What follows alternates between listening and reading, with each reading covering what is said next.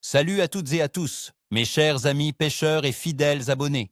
Ici votre expert et passionné des eaux, prêt à vous livrer le pronostic tant attendu pour le dimanche 25 janvier 2026. Accrochez-vous, car ce week-end d'hiver en Belgique nous réserve quelques surprises.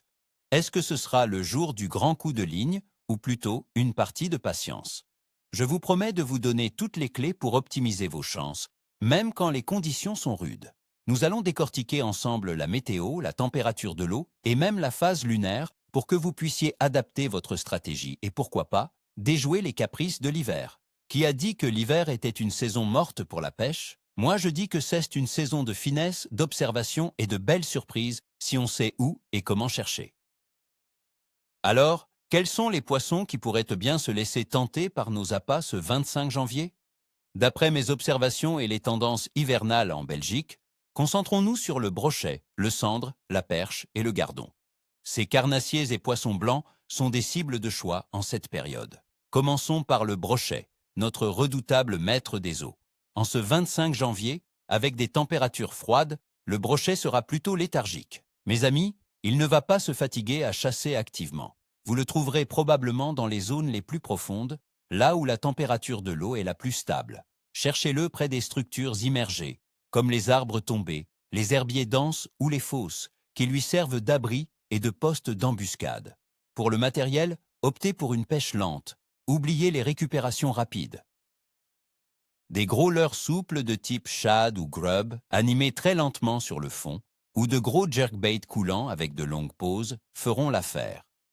La pêche au mort manié ou au posé avec un vif ou un poisson mort est également très efficace en hiver.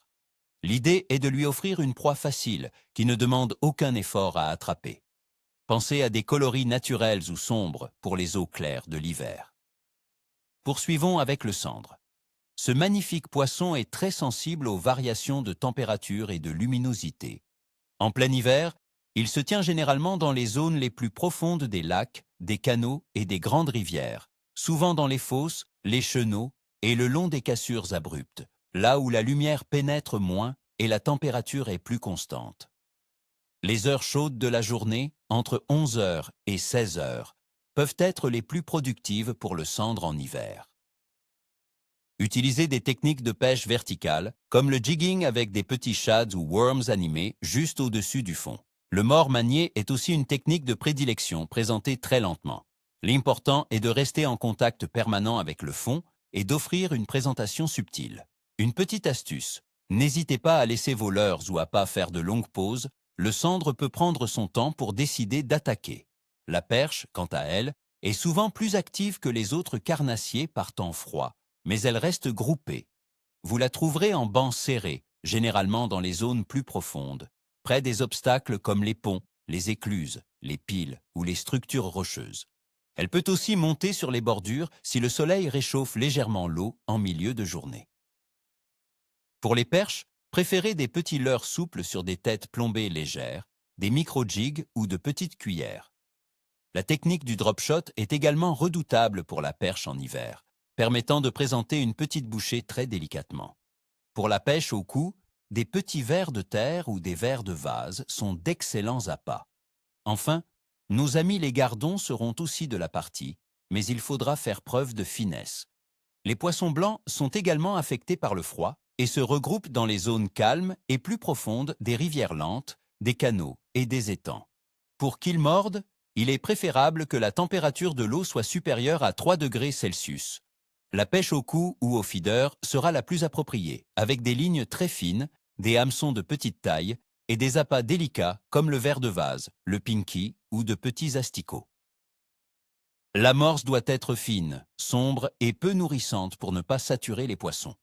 Pêchez juste au-dessus du fond et n'hésitez pas à affiner votre montage au maximum. Passons maintenant à l'analyse des conditions, mes amis, car c'est là que tout se joue. Côté météo, pour ce 25 janvier 2026 en Belgique, attendez-vous à des températures hivernales.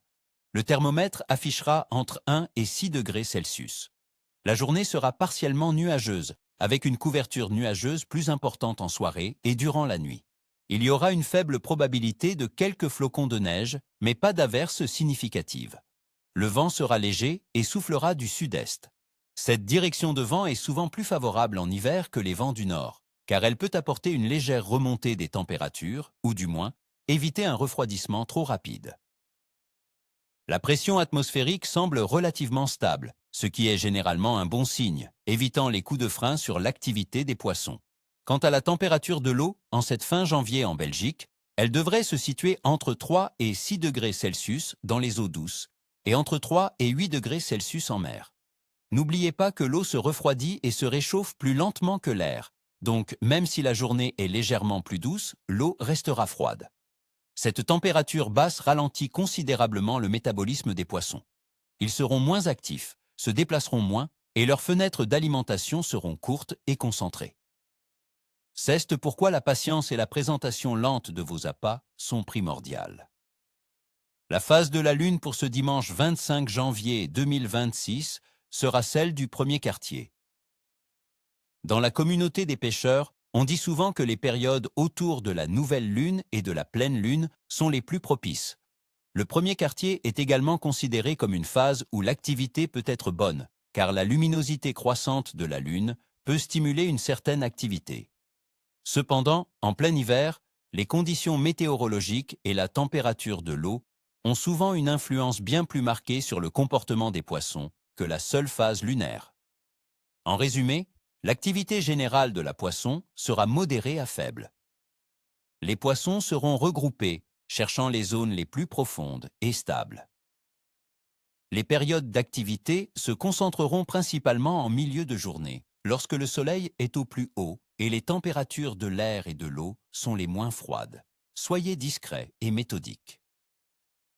Mon évaluation générale du clève pour ce 25 janvier 2026 en Belgique est donc: le clève sera plutôt capricieux à moyen. La raison?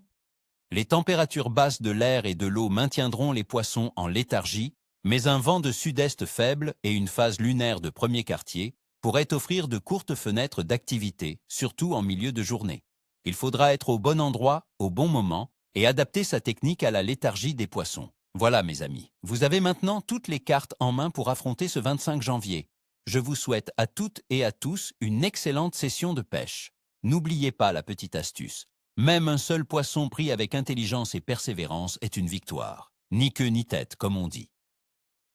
Si ce pronostic vous a été utile, un petit pouce bleu me ferait énormément plaisir. Et n'oubliez pas de vous abonner à la chaîne pour ne rater aucune de mes prochaines vidéos. Dites-moi en commentaire, quels sont vos plans pour ce week-end? Quels sont les poissons que vous ciblez en hiver? Et surtout, avez-vous une petite astuce hivernale à partager?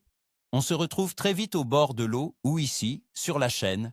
À très bientôt les amis.